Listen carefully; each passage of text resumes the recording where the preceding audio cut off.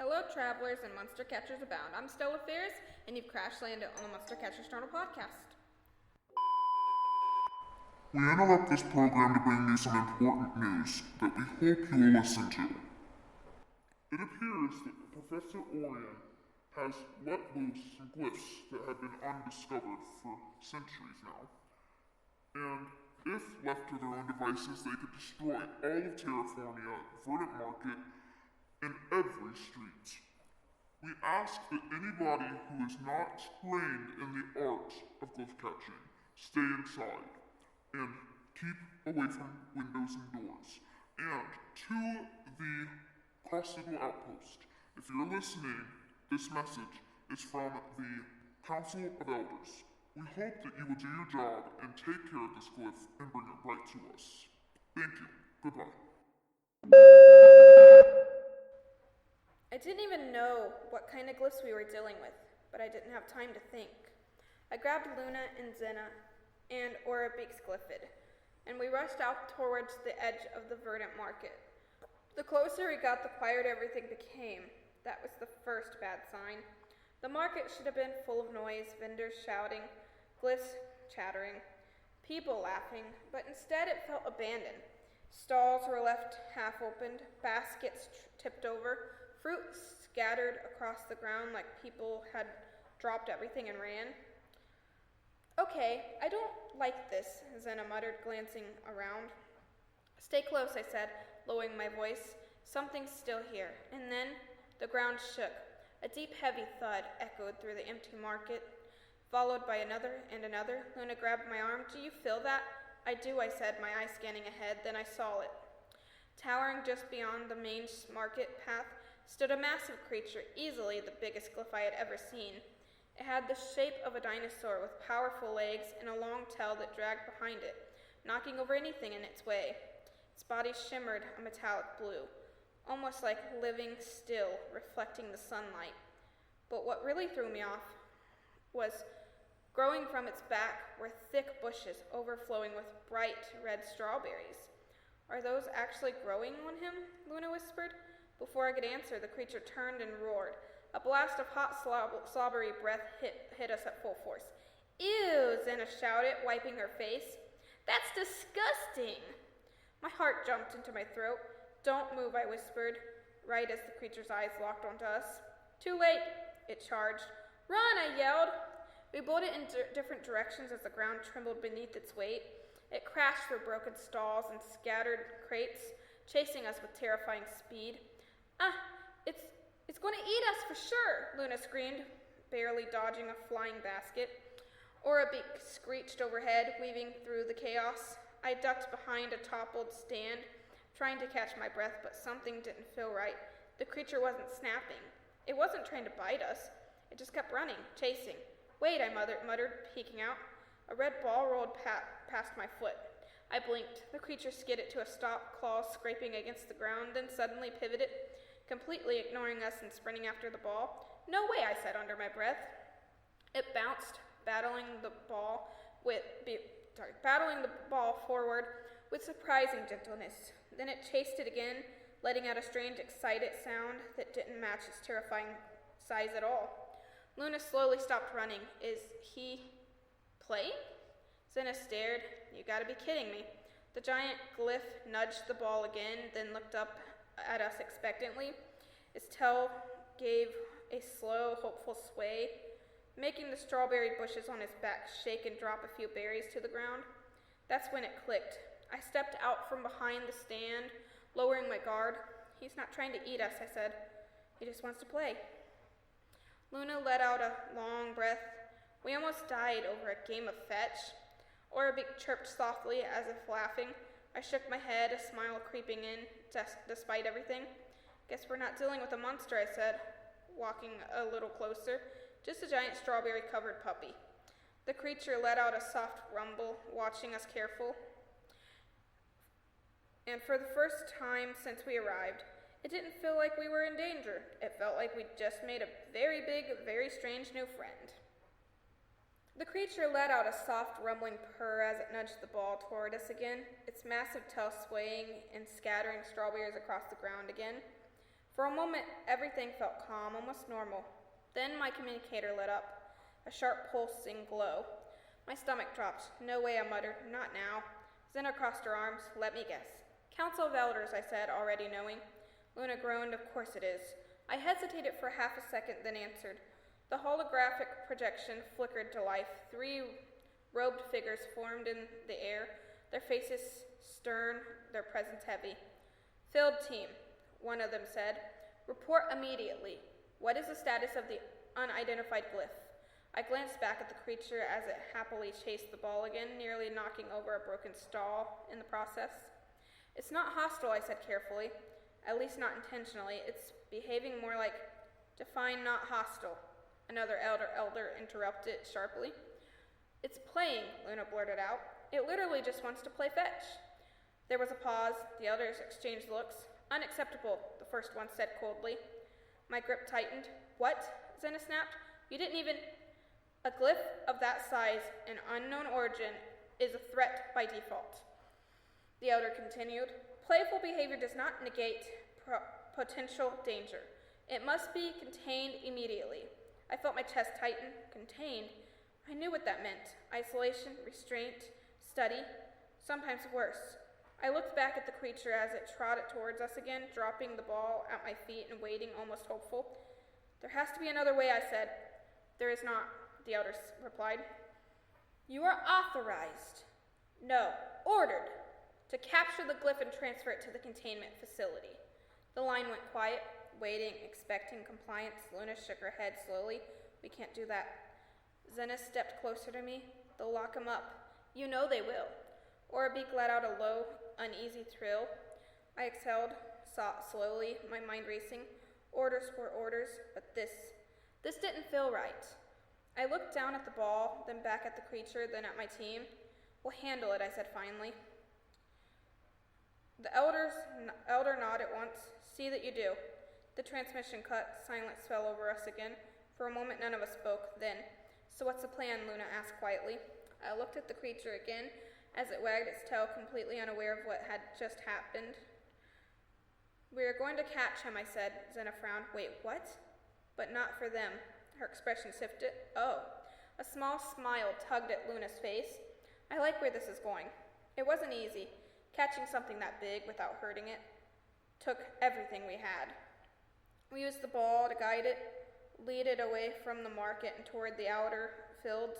Beak flew ahead, scouting, while Zena and Luna worked together to set up a soft containment net, one designed for transport, not restraint. Okay, easy, I murmured, tossing the ball gently. The creature bounded after it, completely focused, its massive weight shaking the ground as it ran. Now, Zena called. The net activated, expanding outward in a glow arc and wrapping around the creature in a soft, shimmering field. It stumbled, not hurt, just confused, letting out a low, uncertain rumble. Hey, it's okay, Luna said quickly, stepping closer. We're not going to hurt you. The creature stilled, watching us, trusting us. That made it harder. Let's move, I said, my voice quieter now. We didn't take it to the council. Instead, we brought it somewhere no one would ever think to look. Deep beyond the verdant outskirts, past the mapped zone and into the wild overgrowth. There was an abandoned greenhouse sector, overrun with vines, sunlight pouring through broken glass ceilings. Perfect, safe, hidden. As the net lowered and the glyph went away, the creature stepped free, looking around curiously. It sniffed the air, then wandered forward immediately, drawn to the natural growth around it. It shook its back slightly, and fresh strawberries fell out into the soil. It can grow its own environment, Zena realized. Luna smiled softly. He's not a threat, he's a garden, I said. The creature turned back to us, letting out a soft, happy rumble. I picked up the ball one last time and tossed it. It chased after it instantly. I watched it go. A strange mix of relief and worry settling in my chest. We just disobeyed direct orders, Zena said. Yeah, I replied. Luna crossed her arms. You think they'll find out? I looked out over the overgrown sanctuary we had just given him. Not if we're careful, Beak chirped in agreement. I exhaled softly. We'll monitor him, I said. Keep him safe. Keep others safe. Zena smirked. So, what are we calling him? I watched as the giant strawberry-covered Glyph bounded happily through the greenery, completely free. A small spile formed. Brawn. Luna blinked. That's actually kind of perfect. And that night, as the twin suns and the three moons set in their normal place, casting a golden light across the earth of Terraformia and the Exxon Galaxy's planet, I realized one thing. Our secrets would stay safe and buried for now. And as the suns and three moons cast long golden beams through the shattered glass of the greenhouse, Brawn bounded through the overgrowth completely at home, his heavy steps now softened by layers of moss and vines. For a while, we just watched him. No alarms, no fear, no running, just peace. Then Beak let out a sharp warning chirp. I tensed instantly. What is it? Zena's expression darkened as she looked at her wrist scanner. We've got movement. From where? Luna asked. Zena turned the screen towards us. Multiple signals, closing in fast. My stomach dropped. They didn't wait, I said. The council sent trackers. Luna clenched her fist already. Guess they didn't trust us, Zena muttered. A distant hum filled the air. Low at first, then louder. Engines. I moved towards the edge of the greenhouse and carefully peeked through the broken structure, and there they were. 3 sleek transport crafts hovering just above the tree line, their searchlights cutting through the forest like blades. They found us, Luna whispered. Behind us, Brawn let out a soft, curious rumble, still completely unaware. I turned back quickly. We don't have much time. Zena was already thinking ahead. We can't figure them out or fight them. We can't fight them, not without exposing him. We don't fight, I said. We misdirect. Luna nodded. Decoy. Exactly. Beak fluttered down beside us. Ready? Zena smirked slightly. I've been waiting to do something like this. The plan came together fast, too fast. Luna and I worked to scatter fresh strawberries along a trail leading away from the greenhouse, deep into a rocky canyon area where the terrain would scramble tracking signals. Zena stayed behind with Beak, setting up a projection beacon, something to mimic Brawn's energy signature. If this works, Zena said, adjusting the device, they'll think he's running. And if it doesn't, Luna asked. Zena gave a half smile, then we improvised. Classic. The hum of the ships grew louder. Searchlights swept closer. Positions, I whispered. We split. Moments later, the first beam cut through across the greenhouse. There, a distant voice shouted. Energy spikes. Confirmed. The beacon activated.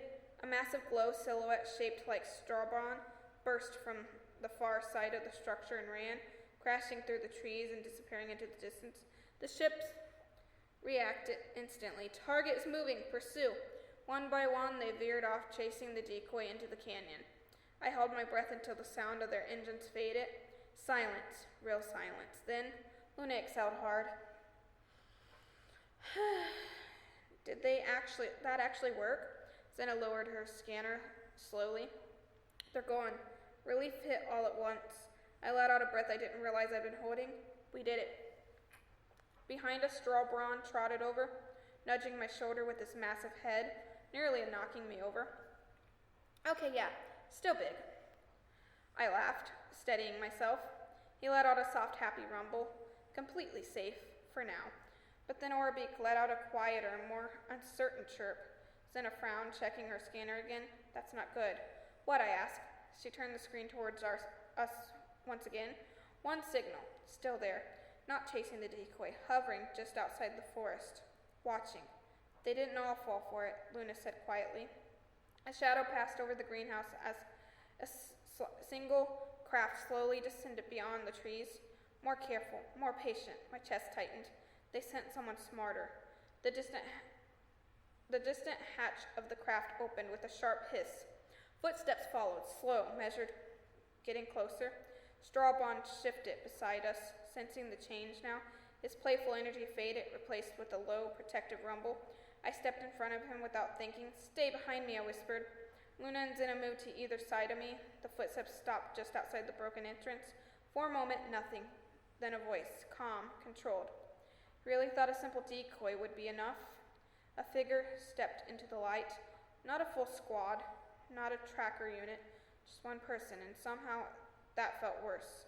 I narrowed my eyes. "Who are you?" The figure tilted their head slightly, a faint smile forming. "Let's just say they said the council doesn't send me unless something is very important." Behind me, Brawn let out a low growl. The stranger's eyes flickered past us, locking onto him, and their smile widened. What a fascinating specimen. The greenhouse went still, not quiet still. Even the wind seemed to hold its breath as the stranger stepped fully into the light, boots crunching softly over broken glass and creeping vines. Strawbron's growl deepened behind me, low and protective. I could feel the vibration of it in my chest. "Don't," I said under my breath, keeping my eyes locked on the figure. "He's not a threat unless you make him one." The stranger stopped a few feet away, studying us like we were part of an experiment. "Oh, I don't doubt that," they said calmly. "In fact, that's what makes him so valuable." Zena shifted beside me. "You're not taking him." The stranger's gaze flickered to her brief amusement. "I'm afraid," they said, "that's not your decision." Luna stepped forward, fists clenched. "We told the council everything. He's harmless." "Harmless things," the stranger replied, "can still become dangerous." Their eyes moved back to Brawn, who was now fully alert, body lowered slightly, ready to move if needed, especially something that can alter ecosystems.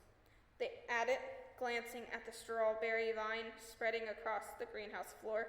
"Do you have any idea what would happen if this creature wandered into a populated agricultural zone?" I hesitated, because they weren't entirely wrong, but still. That doesn't mean you lock him up," I said firmly. "He's not a weapon."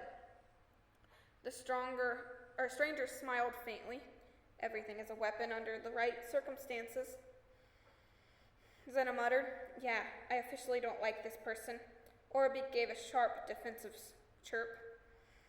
The stranger sighed softly, almost disappointed. "I was hoping you'd cooperate. They said it would have made this much easier." My stomach tightened. Easier for who? They didn't answer. Instead, they reached to their side and activated something. A sharp pulse of light shot across the ground, forming a containment ring that expanded rapidly towards us. "Move," I shouted. We scattered just as the energy field snapped into place where we had been standing. Strawberry roared, this time not playful, not curious, but angry. The greenhouse shook as he slammed his massive tail against the ground, vines tearing and glass shattering above us. "Stand down," the stranger said, their voice still calm. "You're only making this worse." "Worse," Luna shouted. "You attacked him." Strawbond lunged forward, but the stranger was ready. Another pulse. This one hit him directly. He staggered, letting out a painful rumble as the energy wrapped around his body like glowing chains. "No!" I ran towards him without thinking. "Don't!" Zena shouted, but I was already moving. Brawn struggled, claws digging into the earth, but the more he fought, the tighter the energy bands became. His eyes, those bright, curious eyes, met mine, confused, scared, trusting me to fix this. Something in my chest snapped. "Get away from him!" I yelled, turning back toward the stranger. For the first time, their expression shifted just slightly. Interest. "Ah," they said softly. "There it is." "What?" Zena demanded, but I didn't hear her. All I could focus on was Brawn, on the fear in his eyes, on the way he had trusted us. I reached into my pocket, my hand closing around a small device, an experimental Glyph interface. We'd barely tested. "Please work," I whispered. "What are you doing?" Luna asked. "Something stupid," I said, and I activated it. A pulse of light burst outward, not harsh like the stranger's tech, but warm, golden, almost alive. It spread across the ground, up Brawn's body, weaving through the energy restraints. For a split second, everything froze. Then the restraints shattered like glass. Brawn roared, breaking free in a surge of power that sent a shockwave through the entire greenhouse. The stranger took a step back, not afraid, not definitively. Surprised, fascinating, they murmured. Brawn moved instantly, not to attack, but to shield us. He positioned himself between us and the stranger, letting out a deep, warning growl. The strawberry vines along his back glowed faintly, as if responding to the energy that had just freed him. I stepped up beside him, my heart pounding. We're done running, I said. Zena grinned slightly. Finally. Luna cracked her knuckles. Took long enough. The stranger watched us for a long moment, then, slowly, they smiled again, but this time it wasn't calm, it was excited. Seems they said, I may have underestimated you. Behind them, the distant hum of engines returned, more ships coming back. The stranger glanced upward briefly, then back at us. This isn't over, they said, not even close. Then in a flash of light they were gone. The greenhouse felt silent again, but not peaceful, not anymore. I looked up at the sky where the ships were returning, their shadows stretching across the broken glass ceiling. We don't have much time, I said quietly. Brawn let out a low rumble beside me, stronger now. Awake. Zena crossed her arms. So what's the plan now? I took a breath, my mind already racing. Now? I looked at Brawn, then at my team. We stopped hiding. Luna smiled, Zena nodded, and as the first searchlight broke through the sky above us, I knew one thing for sure. This wasn't just about saving a glyph anymore. This was about standing up to the council itself. Because even after everything that they have said about Orion, they were also the bad guys in the end.